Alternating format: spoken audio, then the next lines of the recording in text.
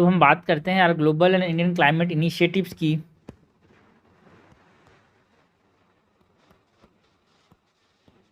Global and Indian climate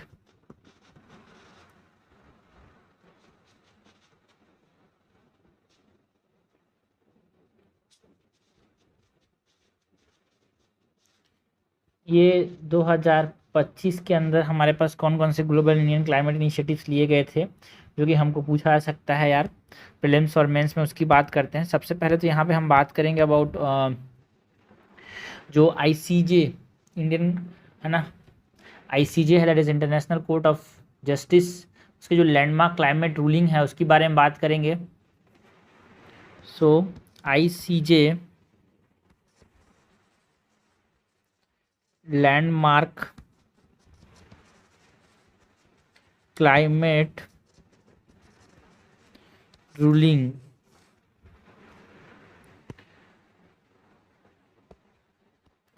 इसके अंदर हम बात करेंगे पहले तो जो बाइंडिंग लीगल ड्यूटी है उसकी बात करें अगर,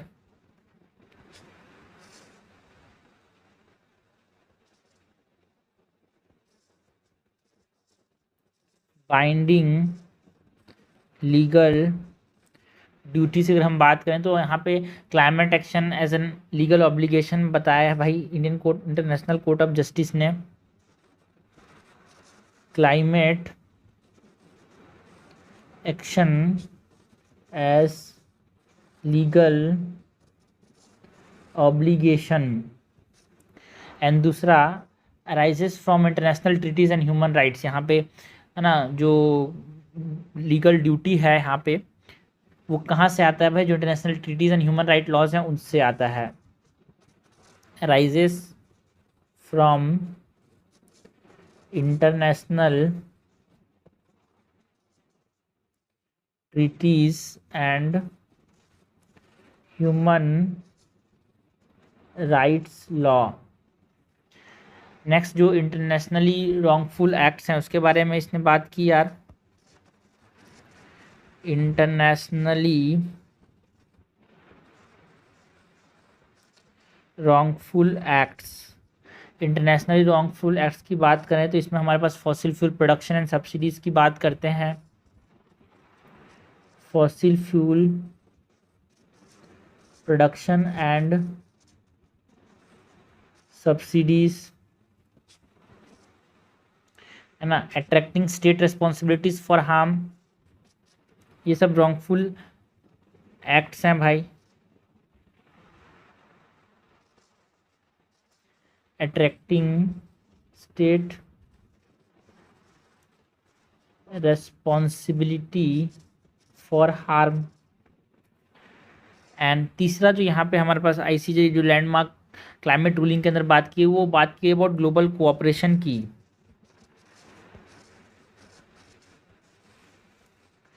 ग्लोबल कोऑपरेशन के अंदर जो फॉसिल फ्यूल है, एक fossil fuel non proliferation treaty लाया गया, एंड ऑल्सो एक तरह से फॉसिल फ्यूल फेज आउट की अर्जेंसी के बारे में बताया गया यार। Fossil fuel non proliferation treaty and urgent fossil fuel phase out. ठीक है, तो ये हमने बात की अबाउट व्हाट आईसीजे का जो लैंडमार्क क्लाइमेट जस्टिस है उसके बारे में बात की यार, जिसमें हमारे पास बाइंडिंग लीगल बाइंडिंग ड्यूटीज़ के बारे में बताया गया है। लीगल बाइंडिंग ड्यूटीज़ के बारे में बताया गया है ना, binding legal duties, international wrongful acts and global cooperation. Next हम बात करते हैं अबाउट, नेक्स्ट हम बात करेंगे about India's path to climate health governance. India's path to climate health governance.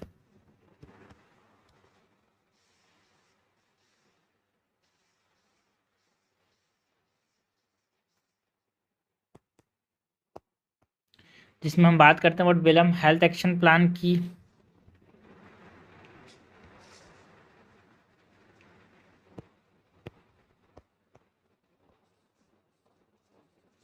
Belum health action plan, ठीक है, India part to climate health governance के अंदर जो बेलम एक्शन प्लान है जो कि कोप 30 के नाम से हम जानते हैं, it aim to integrate health in climate agenda यार, aim to it aim to integrate aim to integrate health in climate agendas।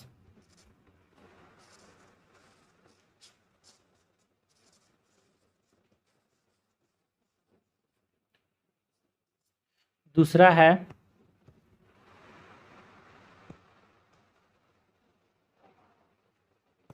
जो बेलम हेल्थ एक्शन प्लान है, इसका एम हमने देख लिया भाई। ये प्रायोरिटीज किस चीज़ को देता है? Belem health action plan it prioritise जो health equity and climate justice उसको प्रायोरिटी देता है भाई। Health equity and climate justice. And तीसरा इसका एक्शन किस चीज़ पे लेता है? ये सर्विलेंस एंड अर्ली वार्निंग पे, सर्विलेंस एंड अर्ली वार्निंग। ये हमने बात की Belem action health action plan की। दूसरा, इस बेलम हेल्थ एक्शन प्लान के दूसरी जो चीज़ है इंपॉर्टेंट, वो है global conference on climate and health. यही India part to climate health governance, हम दो चीज़ों की बात करते हैं।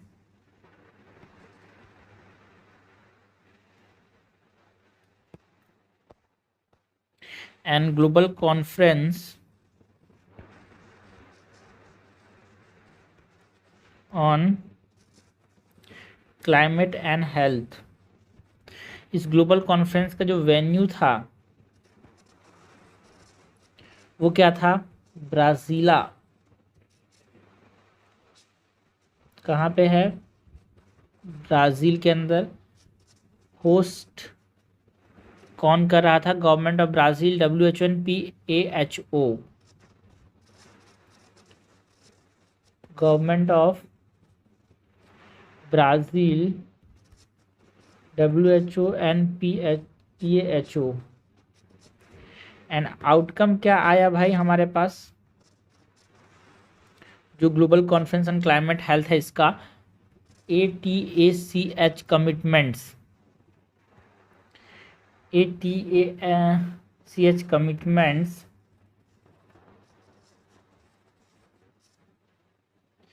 And health as core pillar.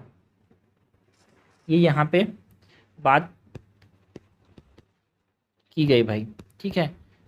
Indian part to climate health governance के अंदर बेलम हेल्थ एक्शन प्लान में क्या क्या चीज़ें ले गया and global conference on climate and health में क्या क्या चीज़ें ले गए, ये हमने बात की यार।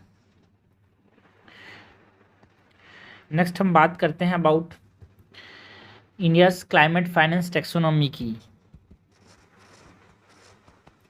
इंडियाज क्लाइमेट फाइनेंस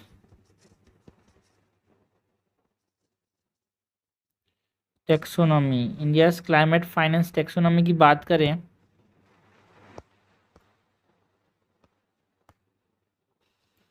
सबसे पहले तो यहाँ पे इंडियाज क्लाइमेट फाइनेंस टेक्सोनॉमी के अंदर हम तीन चीज़ों की बात करेंगे। डेफिनेशन एंड पर्पस क्या है भाई इंडियाज क्लाइमेट फाइनेंस टेक्सोनॉमी का?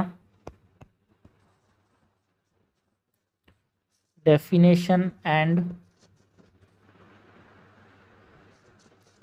पर्पस की बात करें तो इट क्लासीफाइज जो सस्टेनेबल इन्वेस्टमेंट है उसको क्लासीफाई करता है। ये classifies sustainable investments and guide करता है इन्वेस्टर्स को, बैंक्स को किस तरह से इम्पैक्टफुल प्रोजेक्ट में इन्वेस्ट करें।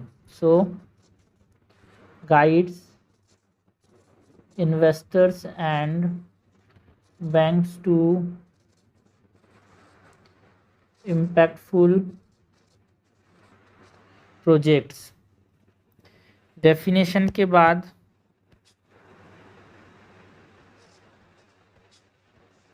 हम बात करें ऑब्जेक्टिव्स की। सो ऑब्जेक्टिव्स क्या क्या हैं भाई? एक डायरेक्ट इन्वेस्टमेंट,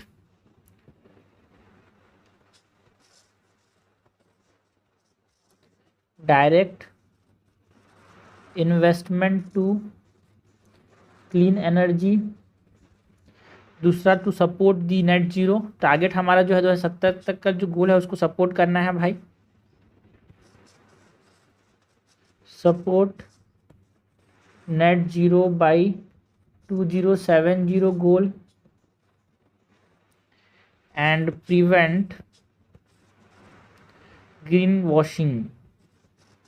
कि भाई ग्रीन प्रोडक्ट्स में यहाँ पे ये होगा वो होगा बोल के, जो ग्रीन वॉशिंग होता है ना, कि इसमें कोई भी ये जूस बनाने में कोई भी ऑर्गेनिक चीज़ का इस्तेमाल हुआ है, कोई अच्छी चीज़ का इस्तेमाल हुआ है, तो ग्रीन वॉशिंग जो है इसको प्रिवेंट करना यहाँ पे ऑब्जेक्टिव है, यहाँ पे इंडियाज़ क्लाइमेट फाइनेंस टेक्सोनॉमी का।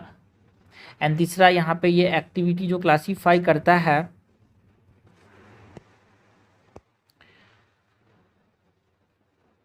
ना, उसकी बात करें। सो एक्टिविटी क्लासिफिकेशन की बात करें तो जो क्लाइमेट सपोर्टिव जो एक्टिविटीज़ हैं उसमें emission reduction and research and development करता है ये। क्लाइमेट सपोर्टिव में emission reduction and research and development.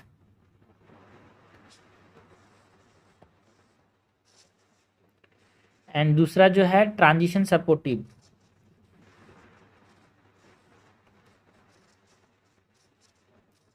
जो ट्रांजिशन सपोर्टिव है उसमें efficiency in hard to abate sectors की बात करता है ये।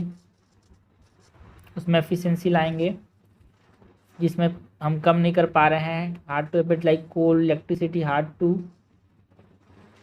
A bit sectors. तो ये हमने बात की about India's climate finance taxonomy की। इंडियाज़ क्लाइमेट फाइनेंस टेक्सोनॉमी के अंदर पहले तो डेफिनेशन एंड पर्पस क्या था इसका, ऑब्जेक्टिव्स क्या है इंडियाज़ क्लाइमेट फाइनेंस टेक्सोनॉमी का, एंड एक्टिविटी क्लासिफिकेशन के अंदर climate supportive and transition supportive initiatives की बात की, है ना, टेक्सोनॉमी क्लासीफाई किया गया है। नेक्स्ट हम बात करते हैं carbon capture and utilisation test bed की। कार्बन कैप्चर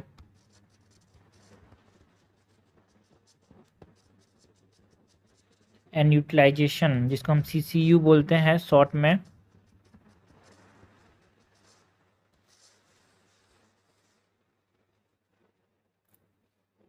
टेस्ट बेड की।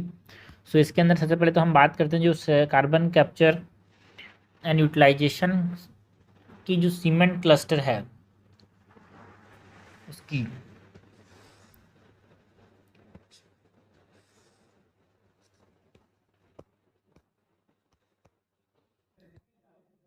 सो CCU cement cluster, CCU cluster की बात करें, जो CCU सीमेंट क्लस्टर है इसके अंदर यार इसको एडमिनिस्टर कौन करता है? DST chest. It is administered by DST chest. ये जो CCU सीमेंट क्लस्टर है किस मॉडल पे बेस्ड है यार? पब्लिक प्राइवेट इन्वेस्टमेंट PPP पे बेस्ड है।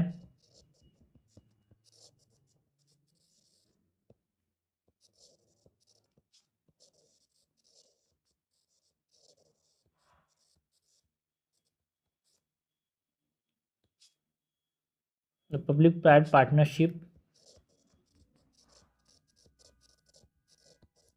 PPP पे बेस्ड है ये। इसका गोल क्या है? इसका गोल है to integrate CO2 capture and utilisation, integrate CO2 capture and utilisation. And दूसरा यहाँ पे जो carbon capture and utilisation test bed है, इसमें इनोवेटिव प्रोसेसेस की बात की गई यार।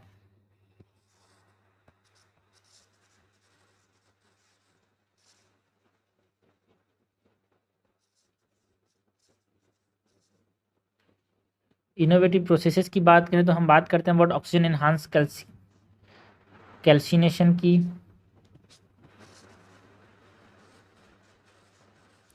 Oxygen enhanced calcination, carbon negative mineralisation,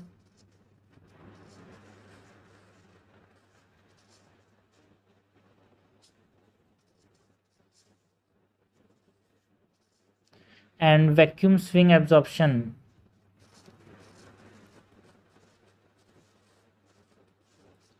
vacuum swing adsorption, इसको VSA बोलते हैं शॉर्ट में। तो ये इनोवेटिव प्रोसेसेस है जिससे कार्बन कैप्चर यूटिलाइजेशन की बात की गई।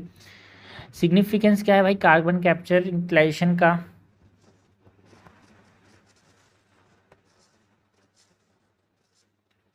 सो सिग्निफिकेंस की बात करें तो डिकार्बनाइजिंग करता है सीमेंट इंडस्ट्रीज को 63% जो ग्लोबल इमिशन के लिए रिस्पॉन्सिबल हैं।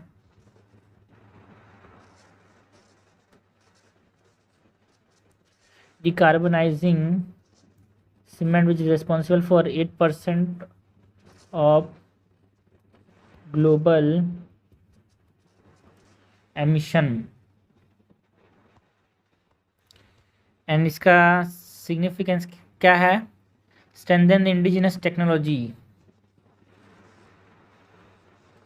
Strengthen indigenous technology. और क्या सिग्निफिकेंस है भाई carbon capture utilisation storage test bed का? एक तरह से सस्टेनेबल इंडस्ट्रियल ग्रोथ लाता है, सस्टेनेबल इंडस्ट्रियल ग्रोथ लाता है। नेक्स्ट अगर हम carbon capture utilisation versus carbon capture and storage की बात करें, दोनों में डिफरेंस क्या है? CCU versus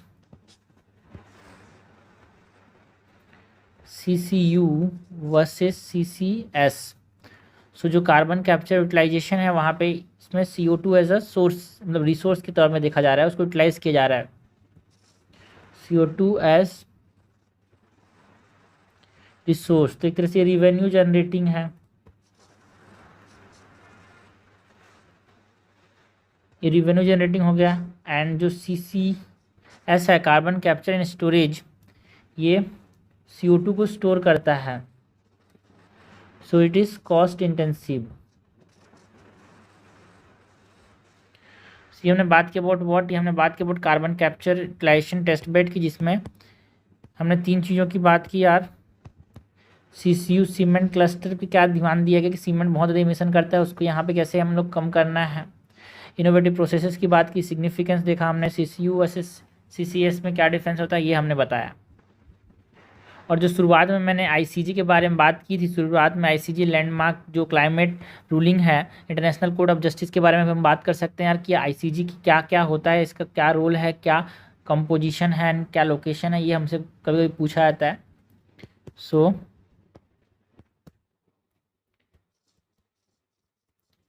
about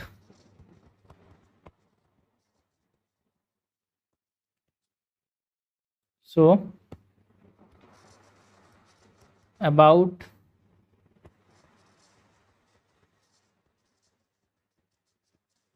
international court of justice ICJ की बात करते हैं,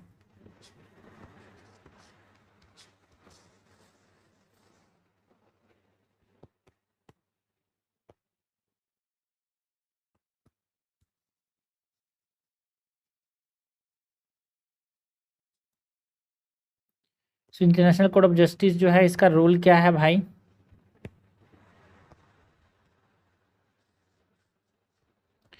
इसका रोल है कि कृषि ये प्रिंसिपल जुडिशियल ऑर्गन है यूनाइटेड नेशन का। It is the principal judicial organ of United Nation. Composition क्या क्या है इसका, आईसीजे में कितने लोग होते हैं, क्या है कंपोजिशन के अंदर। एक 15 जजेस यहाँ पे बैठते हैं which is elected by United nation general assembly, और जो सेक्रेटरी काउंसिल है उसके द्वारा। कंपोजिशन के बाद तीसरा जो है लोकेशन, लोकेटेड कहाँ है भाई, ICJ is located in Hague, Netherland. So ये हमने बात की about the ICJ landmark climate ruling, about ICJ climate, India's climate path to health and governance, India's climate finance taxonomy, carbon capture utilisation test bed.